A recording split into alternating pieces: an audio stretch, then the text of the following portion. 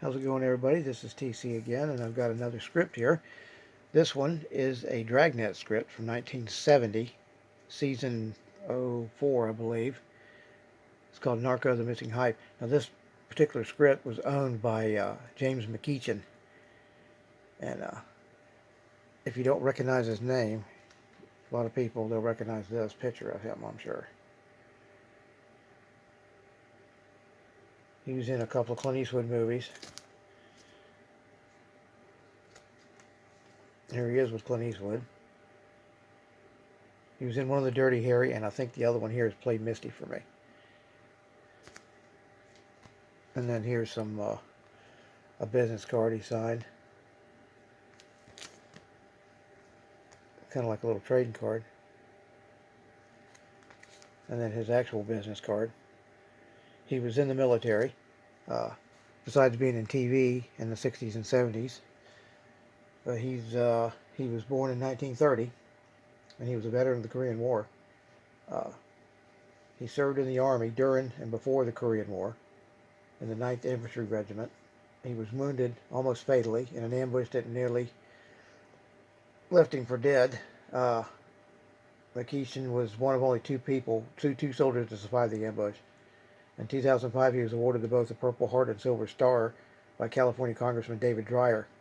After McEachin participated in a Veterans History project for his office, when Dreyer's aide Carlos Cortez learned that McEachin had no copies of his military records, he quickly had the records traced and notified McEachin of the Silver Star recommendation. Dreyer awarded McEachin all 7 of his Medals of Valor shortly thereafter, 50 years after service. Pretty cool. At least he got it before he died. It wasn't posthumously. He died in 2017. Now, what I'm going to do with this script is I'm going to have it where you can follow along with the audio of the episode. And let me get the brads out of this, and I'll be right back. Okay, we're back. This is actually Season 4, Episode 13 is what this is. I got the brads out of there. Here's the cast list and the sets.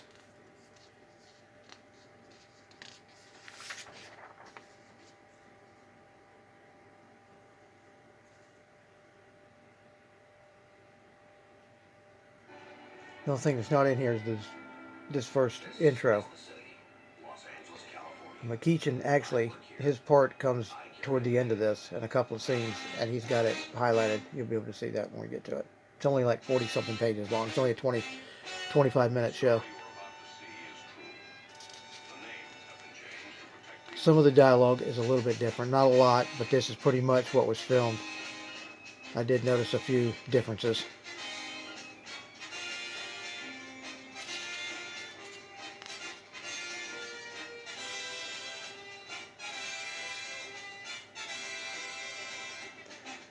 I can't remember exactly who I got this script from. I believe it was somebody who actually knew McEachin, James McEachin.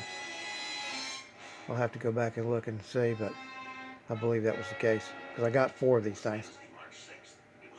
He was in Dragnet quite a bit.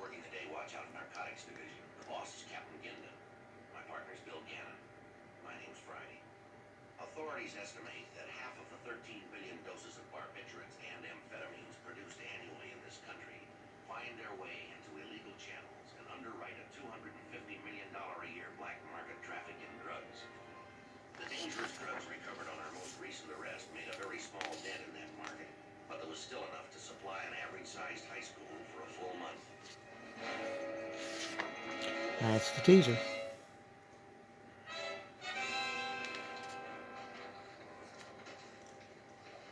Package 6 of 8, 2,356 capsules resembling Seconal. Package 7. 4,023 double-scored tablets resembling Benzedrine. Yellow Jackets, 927 caps. Resembling Nembutal, is that it? Right. If we keep snagging supplies like this, I'm putting in for a counting machine. I'll buy that. What do you say, Deemer?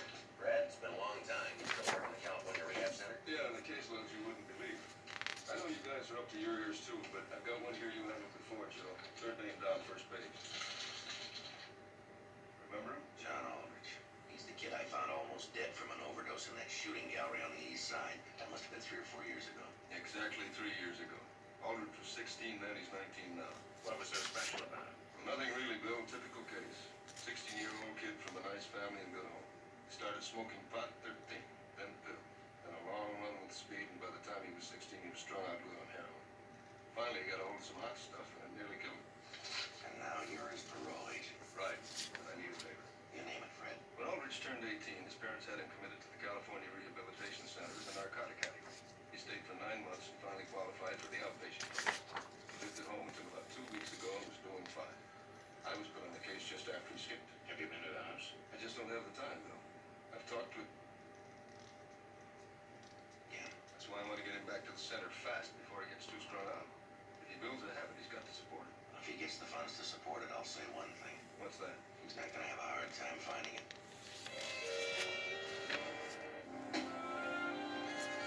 Thursday, March 7th. The Aldrich home was located in one of the better sections of Los Angeles. Shirley Aldrich, the mother of the missing addict, was concerned about the welfare of her son. It's been 2 weeks, Sergeant. He was doing so well. It was like a new life for Was us. there anything that happened, anything that would have made him want to leave? How can you say? There's so many things a mother doesn't see. Oh, so help me God. Got a little behind here. I understand. Now, what about his outside activities? What's he been doing since he was paroled? He started college on a part-time basis, and he worked 3 hours a day at the gas station down at the corner. He seemed so happy. Mom, guess what? Billy, I'd like you to meet Sergeant Friday and Officer Gannon from the police department. How do you do, Sergeant Friday? I'm glad to meet you. Nice to know you, son. Officer Gannon, pleased to meet you. My pleasure, Billy. You had a game today, huh? I'll say we slaughtered them, 12-0. Son, why don't you run into your room and climb out of those clothes? Okay, Dad. It's been a long time, hasn't it? Yes, sir, it has. Sergeant Friday is the one that found Johnny in that place over on Boyle Street 3 years ago, the time he almost died. I met him at the emergency hospital. Oh, yes. I talked to Fred Deemer on the phone yesterday. He said he might drop by.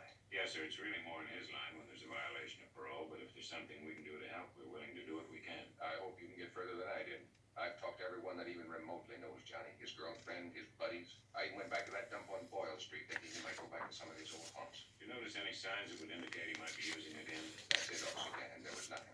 What about his friends? Have there been any new faces around? Anybody that might make you suspicious? No. Johnny gave up all his old friends when he was paroled from the center. He even said it wasn't a good idea to hang around with them again. 6 months. That's how long he was home this time. I thought we were finally going to make it. Did he have his own bedroom, Mr. Aldrich? Why, yes, he did. Be all right if we take a look? Of course. It's right in here. I've checked around in there several times already. There didn't seem to be anything out of the ordinary. Well, this is it. If you didn't know, it'd be hard to believe this room belonged to a narcotic addict. Mr. Aldrich, did Johnny keep a diary or did he have a personal telephone book? Yes, he did. I checked through it already, though. It's right here. I recognized all the names. They're all good kids. He met them since he left the center. That's his girl, Nancy Harris. They've been going together on and off since high school. Nice looking girl. Yes, she is. And she's good for Johnny. They were planning to get married in a couple of years. What does she do, Mrs. Aldrich? College girl, top of her class. She used to help Johnny with his studies. Mr. Aldrich, I noticed this name here, Pete Randolph. He has a notation by it, CRC. Do you know anything about that? Well, yeah, Pete was Johnny's roommate at the rehabilitation center. Is Randolph still in? As far as I know, he is. He hasn't been around here. Okay, I guess that does it. I'm going to have to get this drawer fixed.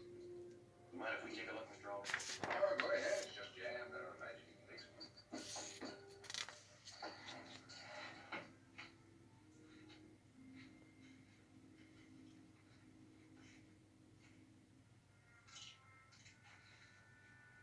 Hi, kid. Oh, no. Dear God, no. Is that Johnny's? I guess it is. Is he going to be sick again? I hope not, son. I hope not. Do you think you can find him, Sergeant? Well, I'm sure he'll turn up eventually, but what's more important is to locate him right away if we can. So he doesn't get strung out, you mean? Yeah, I can talk. I talk with the best of them. We've been through it enough. Since that day I met you in the hospital 3 years ago, Sergeant Friday, our life has been one great big merry-go-round. Hospital to sanitarium to jail and back again. I've seen my son climb the walls here in his bedroom, crawl around on the floor like an animal. I've seen him drink orange juice with a quart just to get that monkey off his back a little. He begged me on his knees for $20 just to get that one fix.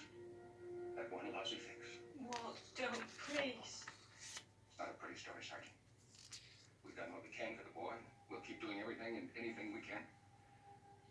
It's just that I've run out of ideas. I don't know what else to do. I went wrong somewhere, and so help me, I don't know where. You see, we haven't given our sons the everything you hear that so many parents give and then wonder what went wrong. We've tried to teach them responsibility, feelings for other people, and we've always had an active interest in them. We've done things together, and we've had family projects. We talked about anything and everything. We didn't have any generation gap in our home. Somewhere along the line, someone got to our son. Something was said, something was done. He fell for it.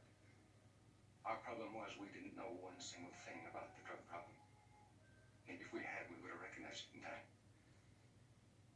But you know, I think back on it now. What was being said about drugs when Johnny first started? There were no warnings. No responsible people telling it like it is. There was controversy. Arguments justifying pot and pills, all that junk.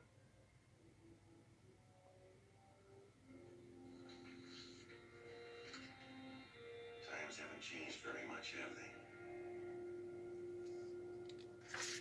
they? End of Act 1.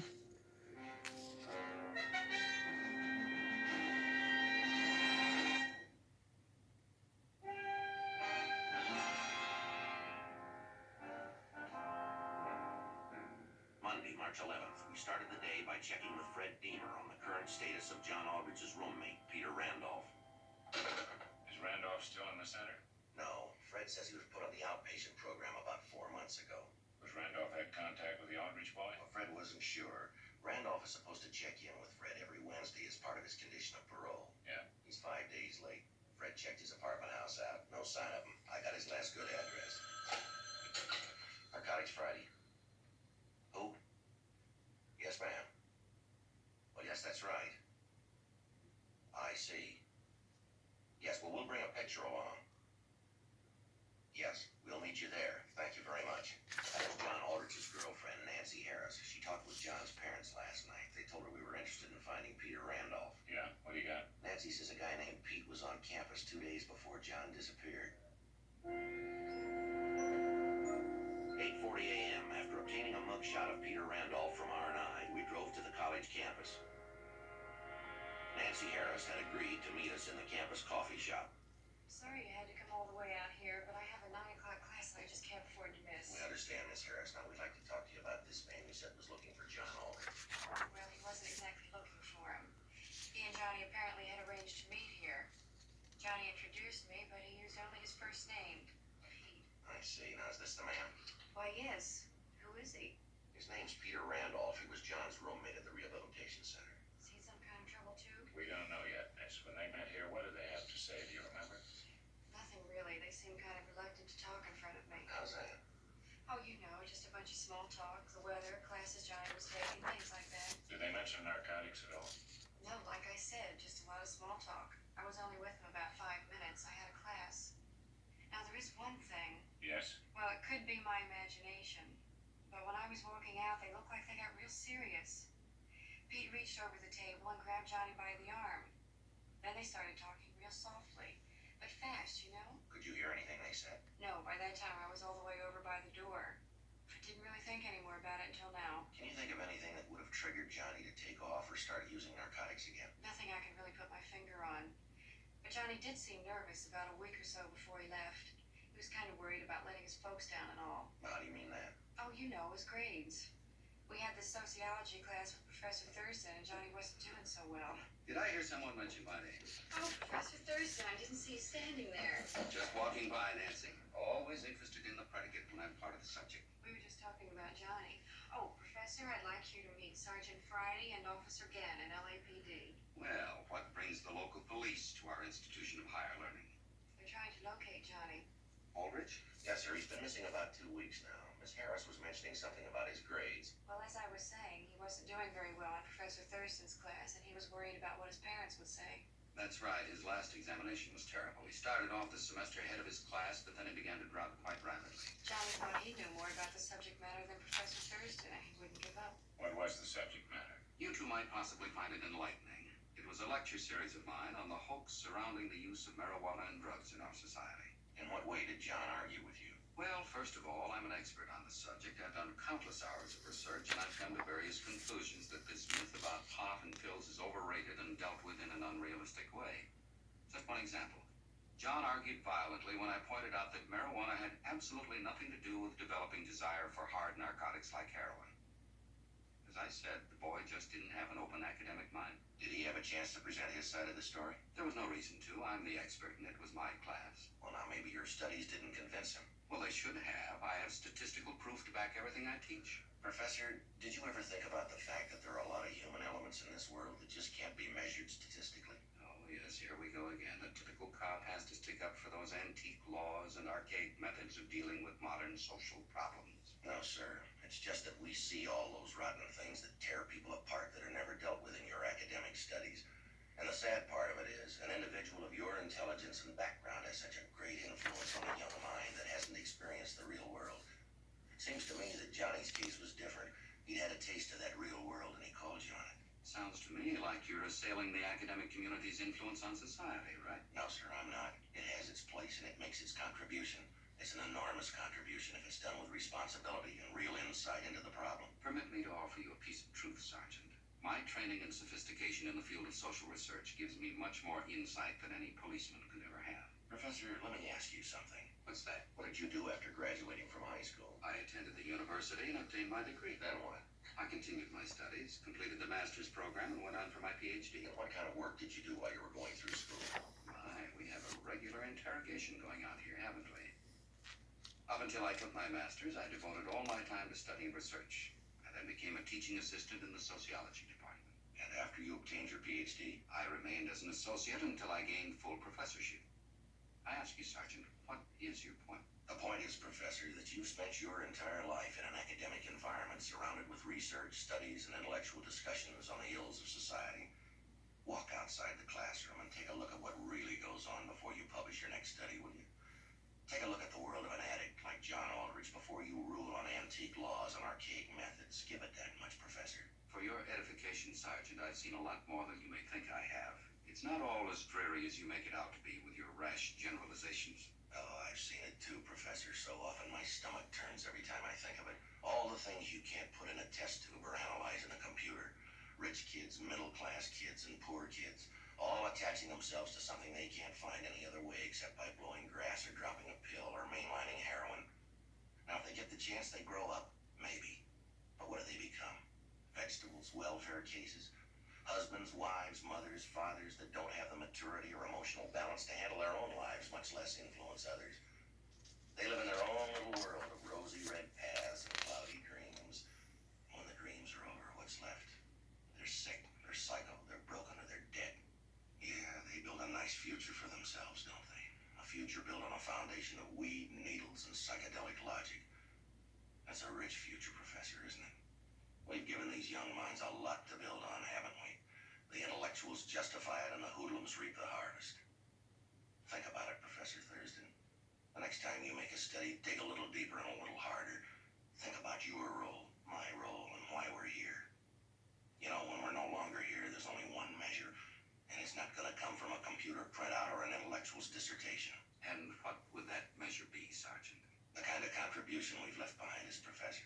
Don't you let it worry you, Sergeant. I know what I'll leave behind. Next time you see him, you tell that to John Aldrich, will you?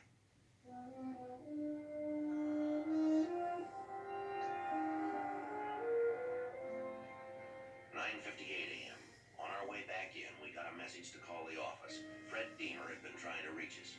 We called Fred. He told us that Peter Randolph had just checked in with him. Deemer told Randolph to wait at his apartment for us. 10 a.m., we drove over to Peter Randolph's apartment house. Peter Randolph? Yes, police officers would like to talk to you. Oh, yeah, I've been expecting you. Come on in. I just talked to my P.O., Mr. Deemer. He said you'd be dropping around. I've been out of town with one of the trucks. I had a chance to pick up some OT. I forgot to call Deemer. Where do you work, Pete? Down at Ship's Trucking on Alameda. I swung for one of the drivers. How long you been there? Ever since I got out of the center. It's been about 4 months now. They arranged the job and everything for me when I got out. Mr. Casey, well, that's my boss, thinks I'm doing real good. Said if I kept it up, he'd give me a promotion. You gonna be a driver? No, can't get a license. You know, being an ex-addict and all. He's gonna put me inside on dispatching. There's a good future in that, you know. Yeah. You having any problems cutting it? You mean staying away from junk? Yeah, it's tough, all right, but I've got my mind made up. I'm gonna make it. Hey, wait a minute. You think I have something to do with Johnny going back on smack? Is he? Look, you know I'm not supposed to associate with other addicts. They might violate Now, me. come on, Pete. When did you see him last? Okay, it was a few weeks ago. Where? Out at the college where he goes to school. That was the last time. I looked him up to warn him off. I was trying to help him. Make it a little plainer, Pete. Well, a few weeks ago, I was unloading the truck downtown, down on East 5th. And I saw Johnny talking to Jennings. Robert Jennings. Yeah, Grapevine has it Jennings is dealing again. Recruiting pushers, you know. All right, go ahead. Well, that's all. I saw him talking. They didn't see me. But I got to thinking about Johnny turning on again. I didn't want to see it happen, so I looked him up at the college a couple days later. I tried to warn him off Jennings. And? Johnny was already fouled up. He'd been chipping for about a week or so by then. Did he say so? Didn't have to. I saw the marks. Did he say where Jennings was holding up? I didn't ask. You can bet it's somewhere on East 5th. I hear Jennings is dealing strong downtown. All right, Pete. Anything else? No, that's it. Honest. I haven't seen him since. Have you tried? No, sir. That day at the college was it for me. No more. What makes you say that? Johnny. Okay, here's the part McEachin comes in here. One of the first scene, anyway. We returned to the office and arranged to meet with Officer And his Tim lines are Miles. circled. Officer Miles had worked the foot beat on East 5th Street for the past 12 years. 2:45 p.m.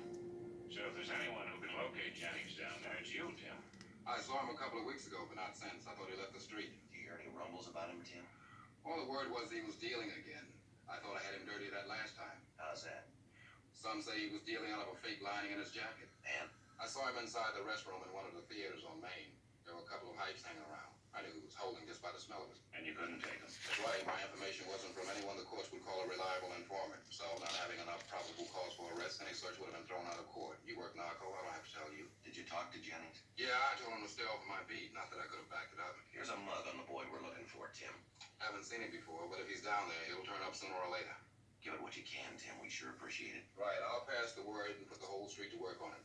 What's your interest in this Aldrich? You a big dealer? No, just a young kid with a nice family headed for a lousy future. An old story with a new face.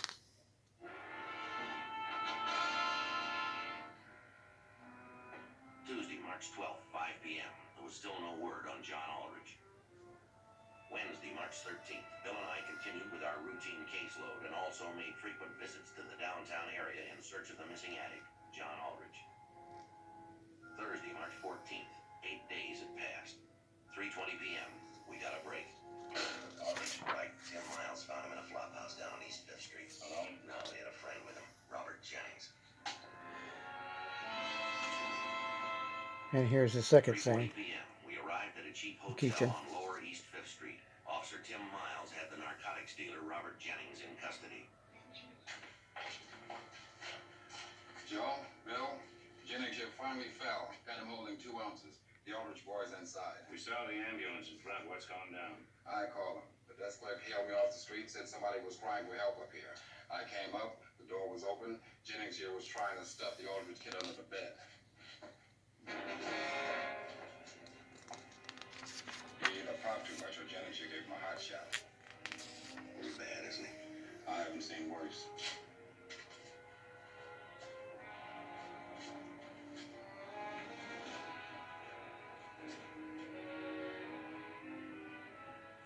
p.m., John Aldrich was removed to Central Receiving Hospital. His parents met us there. How is he, Sergeant? We don't know Mr. Aldrich. He's in shock. They're treating him now. What happened? Where'd you find him? In a hotel room downtown. He'd taken an overdose of heroin. No. John. It's like 3 years ago all over again, Sergeant.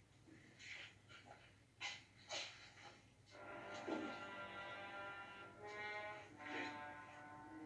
Johnny's dead. Yes, sir. We're sorry. I guess there's nothing more to say, is there?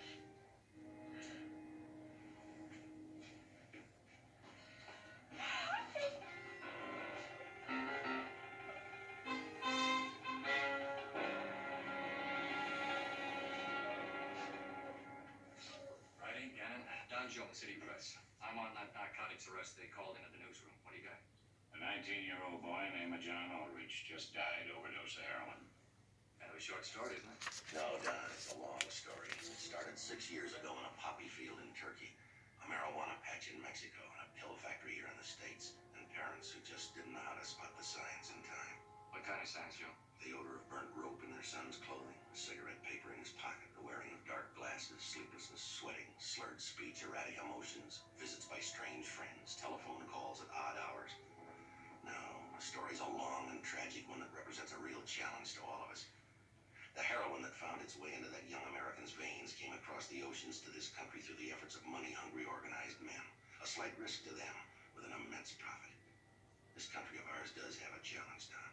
A challenge? Yes, a challenge to stem the tide of dangerous drugs and narcotics and to educate our youth. Give the kind of education that'll teach a youngster to cope with life without the need for drugs. What age do you begin this education? At birth. It might make life a little happier and a damn sight longer.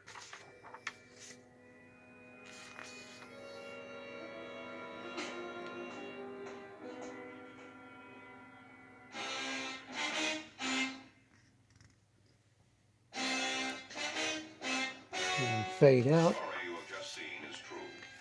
The names were changed to protect the innocent. On April 3rd, trial was held in Department 184, Superior Court of the State of California for the County of Los Angeles. In a moment, the results of that trial.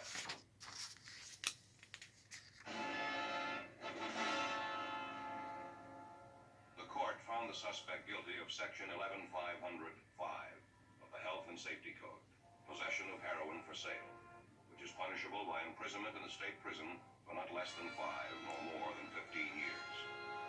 5 to 15, huh?